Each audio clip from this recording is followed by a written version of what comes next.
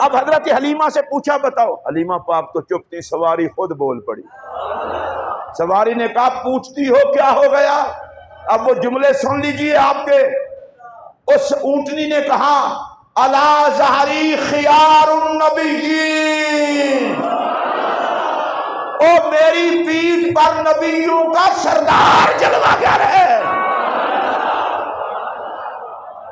आप कोशिश करें जिनकी जुबान हो और मुंह पर खुशी सजाएं मोहम्मद की अजमत की।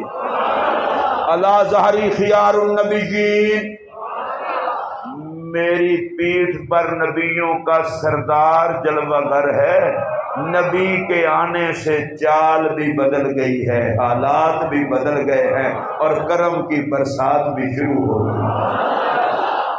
तो मुस्तफ़ा करीम के आने की खुशी। मुझे शर्म आती है इस बात पर कि कोई कलमा पढ़ के मिलाद से उलझे। किसी सियासी जमात का बाहर जलसा हो, बंदा उलझे, समझ में आती है। और नबी के मिलाद का जलसा हो जो उलझे, लोग क्या समझेंगे, ये भी मुसलमान है?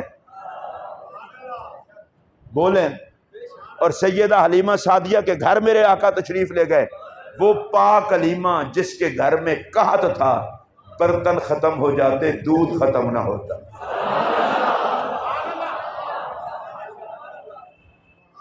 कबीला बनी साद के लोगों की बकरियां चरने जाती, भूखी आती।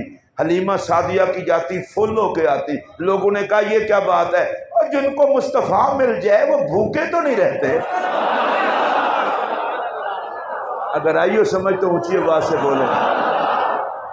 मुझे इंतहाई दुख है और मैं बड़े अफसोस के साथ मिंबर पे बैठकर कल्बी तौर पर मुजम्मत करता हूं उन खबीसों की जिन्होंने हवेलियां के मिलाद के जुलूस में नबी के आशिकों पर गोलियां चलाई, चाहे वो कोई भी